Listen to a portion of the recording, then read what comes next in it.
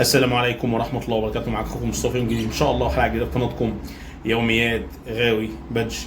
النهاردة بفضل الله وبعد التجربة ونجاح التجربة بفضل الله، حابب دايما بفضل الله دايما أوريكم الصورة كاملة، ما أوريكوش الصورة من حتة وأسيب حتة ويبقى في حتة ناقصة. لا، أنا حابب أوريكم أي تجربة إحنا بنقوم بيها بفضل الله، لأن إحنا كلنا إخوات وبنحب بعض في الله. فبحب اوريكم دايما نجاح التجربه بشكل مجمل كده، وايه السلبيات اللي انا وقعت فيها وايه الاخطاء، وان انا احاول اقولها لك عشان تتفادى السلبيات والاخطاء لو انت حبيت تقوم بنفس التجربه. طيب النهارده مصطفى ايه اتكلمنا فيها؟ هكلمكم يا جماعه في فكره المزرعه بفضل الله بتاعتنا بتاعت الميل ورم. وحابب دايما ااكد وافكر لو حد ما شافش الفيديوهات اللي فاتت بتاعت الميل ورم، احنا كنا بادئين ب 80 دوده يا جماعه. الناس بترجع الفيديوهات لو ما شافتش، كنا بادئين ب 80 دوده. متخيلين الميني مزرعه بتاعتنا بفضل الله عماله تكبر بشكل ما شاء الله قوي جدا، وكنا بادئين ب 80 دوده. لك ان تتخيل صديقي اللي بتشاهد دلوقتي الفيديو، بادئين ب 80. فاللهم صل وسلم على سيدنا محمد. لا قوه الا بالله، خير ربنا كتير جدا.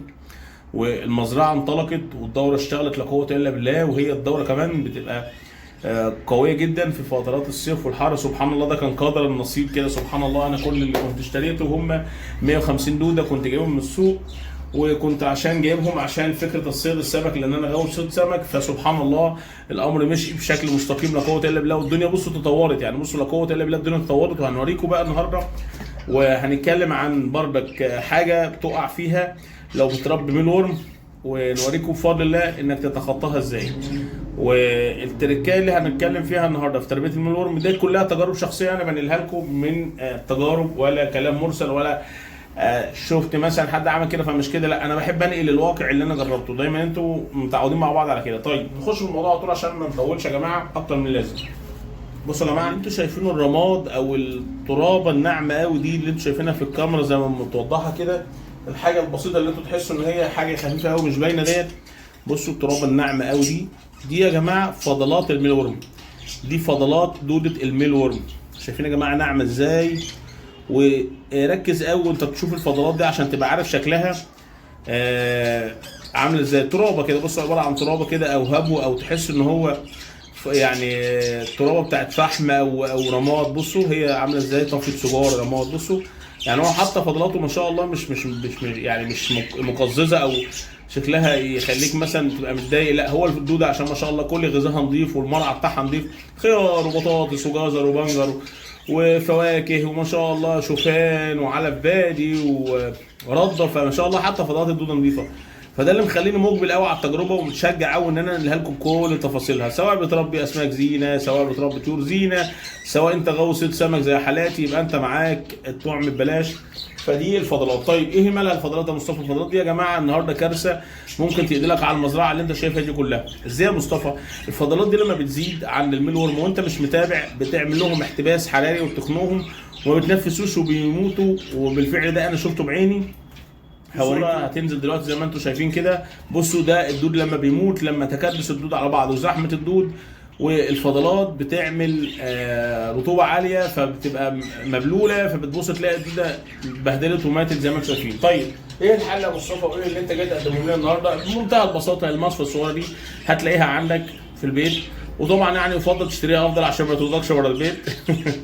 فالمصفى دي انت هتجيبها اخويا وحبيبي، هتجيب المصفى ديت وتبتدي تحط الدود كده وتنخل كده، هيجي لك الفضلات تخليها في مكان.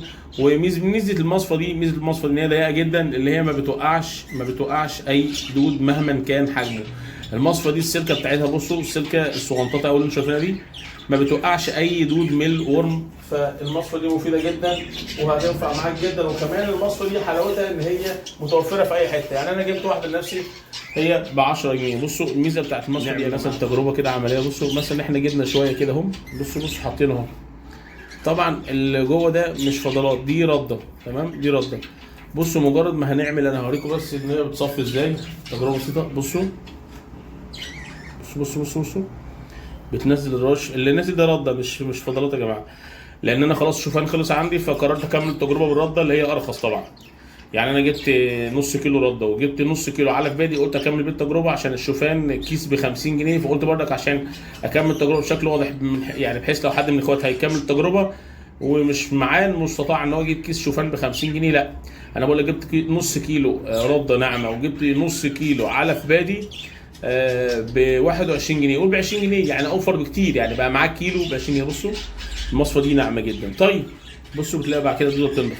يبقى انا لما ما شاء الله المزرعه تكبر عندي بالشكل اللي احنا شايفينه دوت وتبتدي ما شاء الله الدوده تظهر كده، لان اللي حصل ايه يا جماعه، انا كنت حاطط كبشه شوفان زي كده. بصوا انا ده طريقتي، انا كنت حاطط كبشه شوفان، انا الشوفان ده بفضل سايبه لغايه ما الدود بيلتهم وخالص وياكله. طبعا ده البطاطس، شرايح البطاطس السلايس والخيار اللي هم مصدر الميه بالنسبه للدوده زي ما قلنا قبل سابق في الفيديوهات، فبفضل سايب الشوفان دوت لغايه ما الدوده تتغذى تماما على الشوفان ويبتدي شكل الدوده يظهر زي ما انتم شايفين اهو.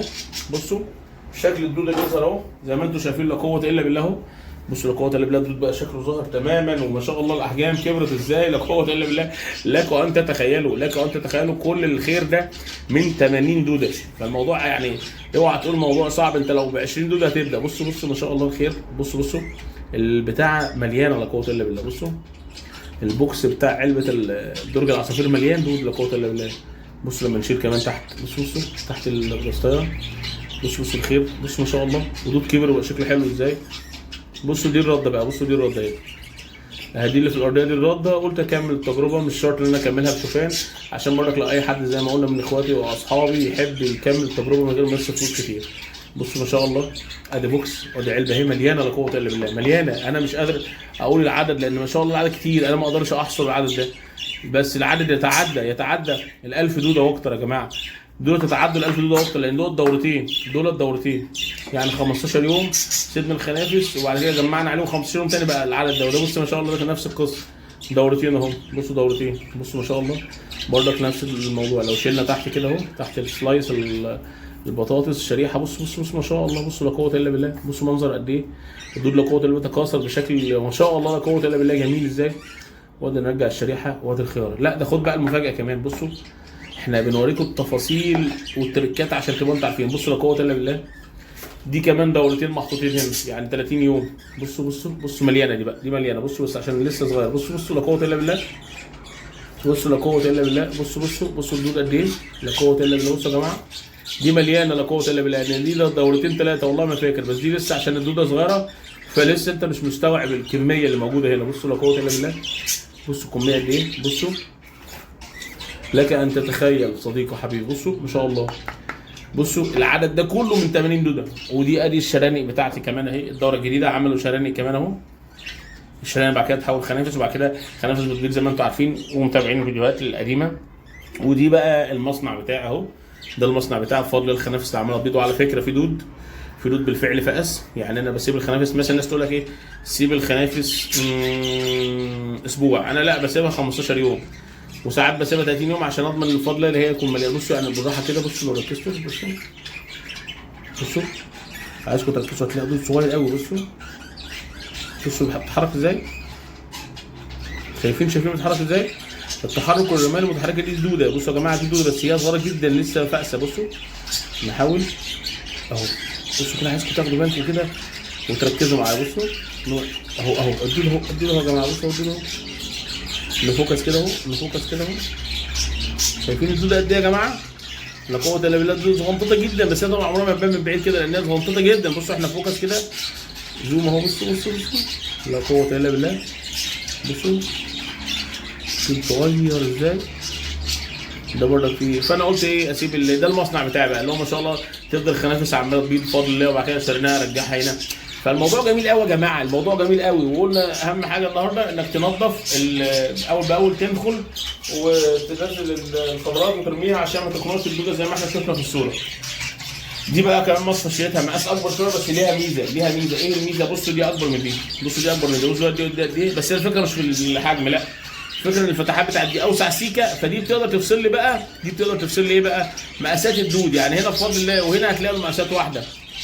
بصوا هنا وهنا هتلاقوا المقاسات واحده، بحيث لما انت بتحط هنا وفي مقاس اصغر بيقع تحطه في مكان تاني. انا عملت كده، يعني انا هنا غربلت وخليت المقاسات مع بعض نفس الاحجام، وهنا المقاسات الاصغر. تمام يا جماعه؟ وصلت الفكره؟ مش عايز اطول عليكم اكتر من كده، مش عايز ارهقكم في الفيديو بس عايز اوصل لكم الفكره. وان شاء الله برضك الدود هنوزع من الدود ده بفضل الله. اي حد محتاج يبدا المزرعه دي شفته ب 80 دوده، لا قوه الا بالله، وصلنا للعدد ده لا قوه الا بالمهول ده اهو. علبتين، وفي علبه ثانيه اهو ثالثه بفضل الله، وفي علبه فيها لسه حاجات بفأسه، ولسه في شراني وفي خنافس. فالدنيا جميله، الدنيا جميله. فانت تقدر تبدا وتقدر تتوكل على الله، وان شاء الله هنحاول نوزع شويه كده، اللي محتاج دوده ياخد ان شاء الله، وهنشوف هنوزعه ازاي، وان شاء الله باذن الله يبقى خير يعني. مش عايزين نطول اكتر من كده.